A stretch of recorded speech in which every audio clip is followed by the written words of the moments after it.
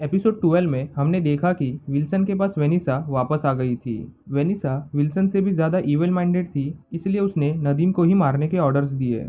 वहीं दूसरी ओर मैट और फॉगी नदीम को कोर्ट में लेके आते हैं, पर विल्सन के कॉन्टैक्ट्स इतने बड़े थे कि उसने कोर्ट के जजेस को भी अपने साइड कर लिया। नदीम अपने घर पे होता है और डेक्स ऑफिसर आके उसे मार देता है। तो अभी यहाँ से हम डेयरडेविल सीजन 3 के लास्ट एपिसोड को देखेंगे, जिसका नाम है अ न्यू नैपकिन। तो एपिसोड की शुरुआत होती है विल्सन से, जो मिरर में देख के तैयार हो रहा था। विल्सन को रिफ्लेक्शन में अपने बचपन की इमेज दिखती है जब उसने अपने डैड को मारा था। तभी वह वेनिसा आती है और हमें समझता है कि आज दोनों शादी करने वाले हैं। दूसरी तरफ डेयरडेविल विल्सन के आदमी को किडनैप कर लेता है, जो कि फेलिक्स मैनिन था। आज विल्सन ने होटल में सिक्योरिटी बढ़ा दी है और बड़े इवेंट की तैयारी भी कर रहा है, इसलिए डेयरडेविल उसका रीज़न पूछता है। फेलिक्स बताता है कि विल्सन मीडिया के सामने वेनिसा के साथ शादी करने वाला है, ताकि वो शहर के लोगों में अच्छा बन सके।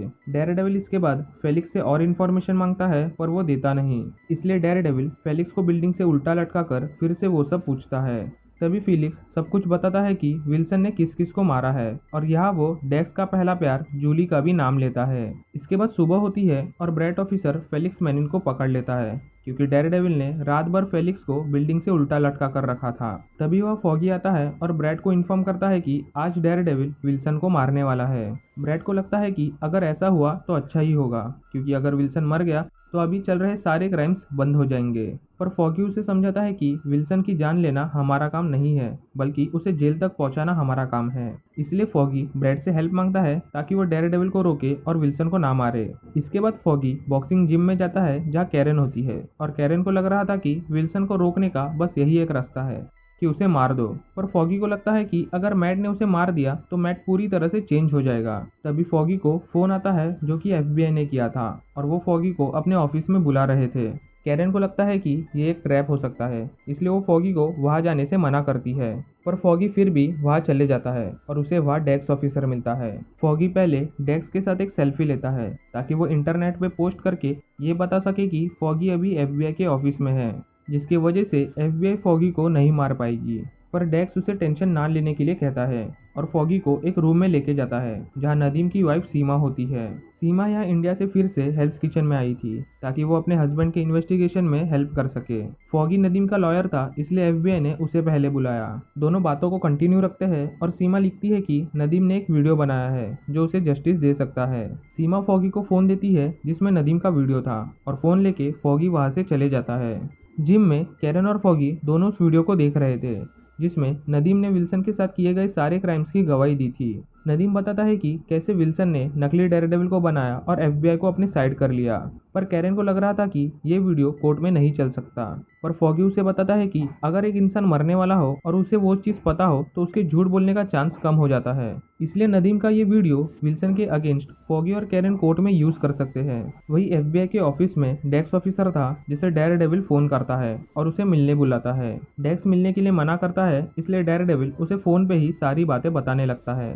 डेयरडेविल उसे जूली के बारे में बोलता है कि विल्सन ने उसे मार दिया है। डेक्स इस बात पे भरोसा नहीं करता, इसलिए डेयरडेविल उसे एक जगह का एड्रेस देता है जहां जूली की बॉडी रखी हुई है। डेक्स उस लोकेशन में पहुंच जाता है जहां विल्सन ने मरे हुए लोगों की लाश रखी थी, और तभी डेक्स को जूली की भी बॉडी वहां दिखती है। डेक्स जोर जोर से चिल्लाने लगता है, और तभी डेयरडेविल उसे फिर से फोन करता है। डेक्स को लग रहा था कि डेयरडेविल ने ही जूली को मारा है, पर डेयरडेविल समझाता है कि ये सब विल्सन ने किया है ताकि जूली उसके रास्ते में ना आए। डेयरडेविल समझाता है कि आज विल्सन शादी कर रहा है और वो ये हैप्पी लाइफ डिजर्व नहीं करता। डेक्स फिर अपने डेयरडेविल सूट में विल्सन के होटल में जाता है, और साथ में वो जूली की डेड बॉडी भी लेके आया था। हमें फिर विल्सन दिखता है जो वेनिसा के साथ शादी कर रहा था। इसके बाद दोनों एक इवेंट में जाते हैं जहां विल्सन और वेनिसा दोनों डांस करने लगते हैं, और सारे लोग उनकी वीडियो बना रहे थे। तभी सबके फ़ोन में नदीम की वीडियो पहुंचती है, और विल्सन के डांस को छोड़कर वो लोग वीडियो देखने लगते हैं। विल्सन को कुछ गड़बड़ लगती है, क्योंकि सारे लोग उसे घूर रहे थे। इसलिए विल्सन एक फ़ोन लेके देखता है कि उसमें नदीम की वीडियो चल रही थी। इसके बाद वह डेक्स आता है, जो वेनिसा को मारने का ट्राई कर रहा था, पर डेयरडेविल आके वेनिसा को बचा लेता है। डेक्स को देख के विल्सन वेनिसा को दूसरे रूम में लेके जाता है, पर डेक्स उनका पीछा नहीं छोड़ता। विल्सन वेनिसा को एक रूम में लेके जाता है जहां उसका सामना डेयरडेविल से होता है, और दोनों में एक बड़ी फाइट होती है। पर तभी वह डेक्स भी पहुंच जाता है, और यह तीन लोगों की आपस में ही फाइट हो रही थी। विल्सन वेनिसा को सेफ रखने के लिए लड़ रहा था, डेक्स वेनिसा को मारने के लिए लड़ रहा था, और मैट दोनों को बस हराना चाहता था। पर इस बीच में विल्सन डेक्स को उठाकर एक दीवार पर पटक देता है, जिससे स्पाइन टूट जाती है और वो हिल नहीं पाता। अभी सिर्फ डेयरडेविल और विल्सन बचे थे और दोनों फाइट करने लगते हैं।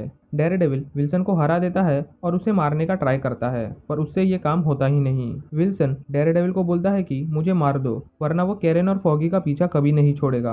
पर डेयरडेविल अपने मास्क को हटाकर विल्सन को कहता है कि अगर उसने कैरेन और फॉगी को मारने का ट्राई किया तो वो वेनिसा को मार देगा। मैट विल्सन से डील करता है कि अगर विल्सन चुपचाप जेल में रहेगा तो मैट वेनिसा को नहीं मारेगा। फिर मार मुझे। मारना तो मैं तुझे चाहता हूँ, पर तुझे मारकर मेरी शख्सियत खत्म हो जाएगी। अब तू सिर्फ जेल जाएगा और वहां अपनी पूरी जिंदगी इस अफसोस के साथ जिएगा कि तुझे कभी भी वेनिसा का साथ नहीं मिल पाएगा। ये शहर तुझे नकार देगा, तुझे खत्म कर देगा। मैंने तुझे हरा दिया।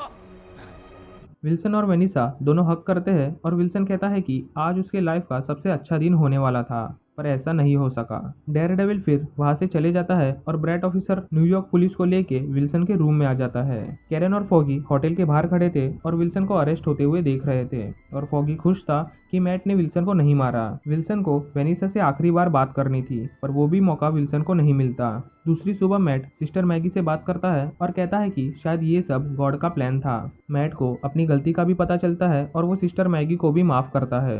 इसके बाद चर्च में फादर पॉल की फ्यूनरल सेरेमनी थी, जिसमें मैट एक स्पीच देता है। मैट कहता है कि फादर पॉल ने ही उसे फियरलेस बनाया था। सेरेमनी होने के बाद फॉगी मर्सी को कहता है कि वो आज से अपनी जॉब छोड़ रहा है, क्योंकि अभी उसे मैट वापस मिल गया था। फॉगी इसके बाद ब्लैक टावर से भी मिलता है और मीडिया के सामने बताता है कि फॉगी इलेक्शन नहीं लड़ने वाला। इसके बाद सारे लोग फॉगी के मीट शॉप में होते हैं, जहां तीनों विल्सन के बारे में बात कर रहे थे। मैट यह कहता है कि वो वापस अपनी लाइफ को शुरू करने वाला है और मैट मर्डॉक वाली जिंदगी को फिर से जीने वाला है। फॉगी यहाँ एक नैपकिन पे उनके नए ऑफिस का नाम लिखता है, जिसमें वो कैरेन का भी नाम ऐड करता है। मतलब अभी से वो तीनों एक नया ऑफिस खोलेंगे, जिसमें कैरेन भी उनकी पार्टनर होगी। एपिसोड के लास्ट में हमें डेक्स ऑफिसर दिखता है, जिसकी स्पाइन की सर्जरी चालू थी। कुछ डॉक्टर्स डेक्स की स्पाइन की जगह दूसरा मेटल फिट कर रहे थे और इसमें बहुत बड़ा रिस्क था, पर फिर भी वो ऑपरेशन कंटिन्यू रखते हैं। और डेयरडेविल सीजन 3 की कहानी यहीं पे ख़त्म हो जाती है। आपने इस सीरीज़ और चैनल को इतना प्यार दिया, उसके लिए दिल से थैंक यू। हम आगे भी ऐसे ही वीडियोस लाते रहेंगे, जिसे आप ऐसे ही सपोर्ट करना। तो यहीं पे वीडियो को भी ख़त्म करते हैं और मिलते हैं नेक्स्ट एक्सप्लेनेशन वीडियो में। तब तक के लिए this is movies mind signing off.